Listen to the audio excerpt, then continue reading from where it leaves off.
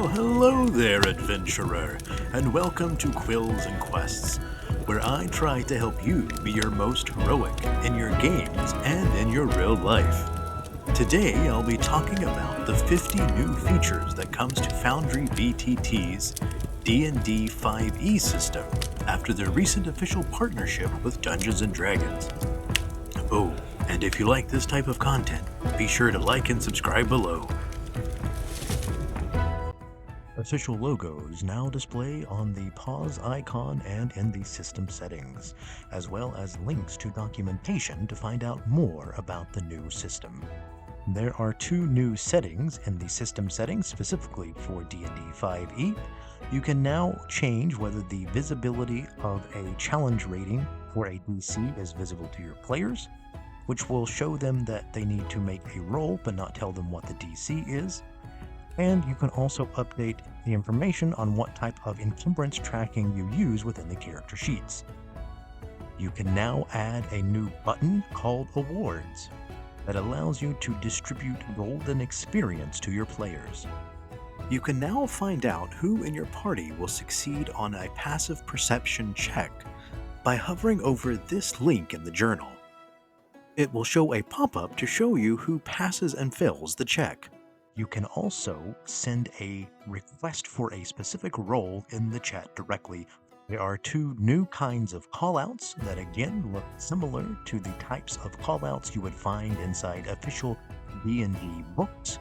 The first one simply looks like a quote that can be read aloud to your players, while the second can have a linked image that you can change and then show to your players at any time. There are two new page types in the journals as well. You can create a new map location, which includes a new label box that you can put in numbers or letters to be able to label specific locations. You can quickly drag this out onto your map, displaying the map label itself for quick and easy reference. If you're in a large dungeon with lots of map pins, you're able to right-click on the journal entry itself and select Jump to Pin to find exactly where you're looking for. There are also rule pages that you can fill out with custom rules, and when linking to these pages specifically, it allows a pop-up tooltip to show you what the rule actually is without requiring you to navigate to that actual page. Tooltips will also display when hovering over linked items and spells as well. You can now also embed pictures from a picture page so that it's easily referenced, clickable, and showable to your players. Probably the largest and most exciting update to this system is the new Dungeons & Dragons character sheets. This has a wealth of new functionality and visual aspects to make it much more exciting and easy to use. To make the sheet more visually appealing and easier to use, a toggle has been added at the top left to switch between viewing and editing your sheet. Across the top, you will see familiar information such as the character's name, class, and race information, as well as buttons for a short rest, a long rest, and special features, which was previously hard to find. There is also a new inspiration button that you can click on.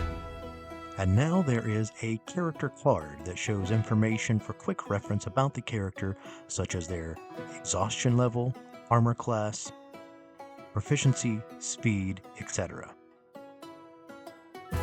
There is also a death save tray that you can open up, and when reaching 0 hit points, it automatically pops up for easy use. There is now a favorites section that you can click and drag spells and items to use for quick reference, similar to macros.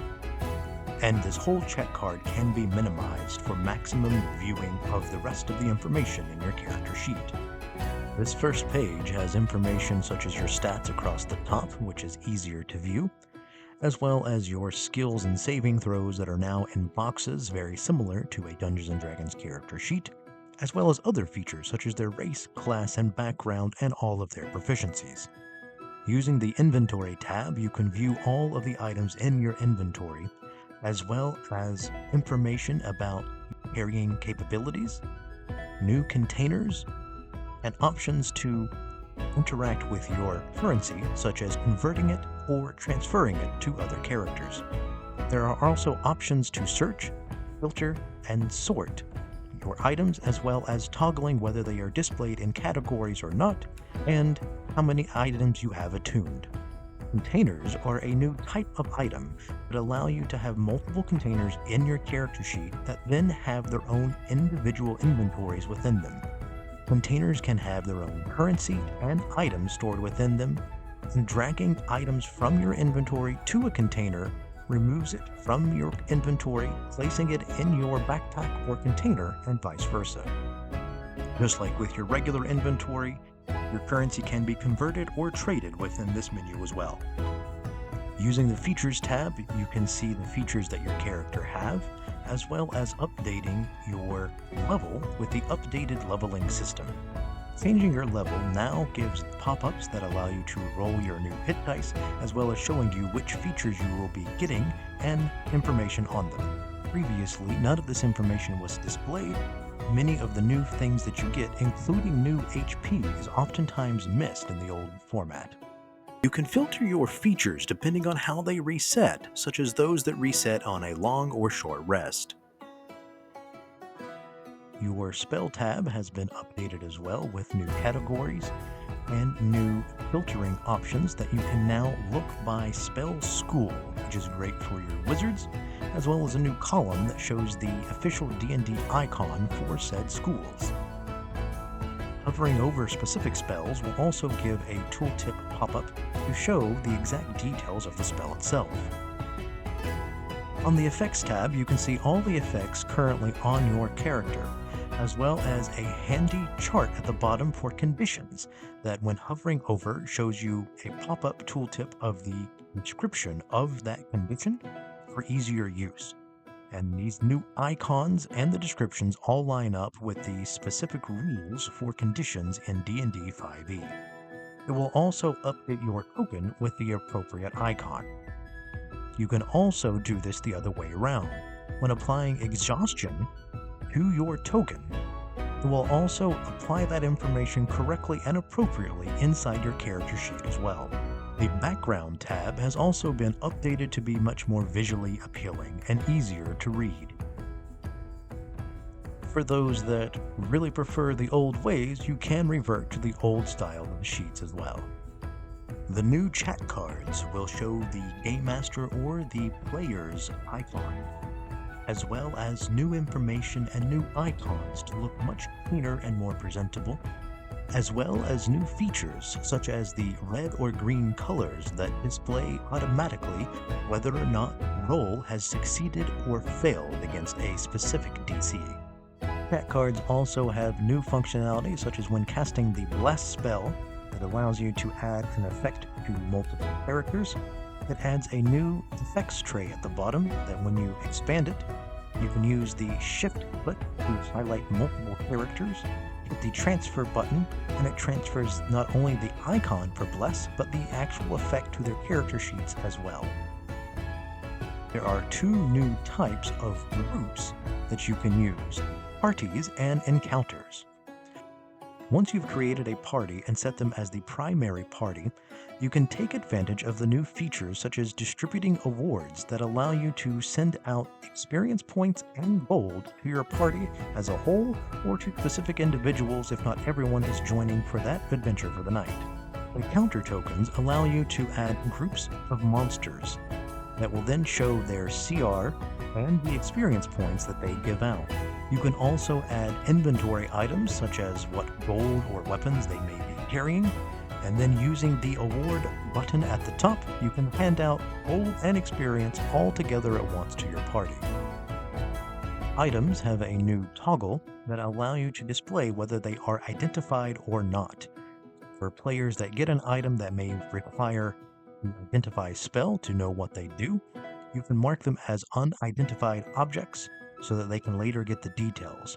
There is a brand new menu when creating a new item that has new icons and a refreshed look, as well as adding the new item type of containers. Compendiums have been updated with much better organization to add folders. This works for races, items, monsters, and spells. There are lots of new icons that can be used when navigating to systems D&D 5e. You have icons for currency, which can be seen on the character sheets and containers that match up with official artwork for the money in Dungeons & Dragons. There are different icons denoting different spell levels. And then within the SVG folder, we have a few new categories, such as damages that show the different damage types, such as bludgeoning, slashing, piercing, or elemental damage. There are the new item icons that are displayed in the new item creation menu. There are new icons that match up with the official artwork for spell schools. And finally, there is the new category of statuses that have the new status effect icons for the official conditions and statuses in D&D rules. The font and styling is now more reminiscent of the actual text used in official Dungeons & Dragons material. There are new formatting and colors for tables, as well as a background watermark that looks like it's straight out of official books. The edit icon has been replaced with a quill instead of a typical system settings pencil. When linking to other entities inside the journal, the links look much cleaner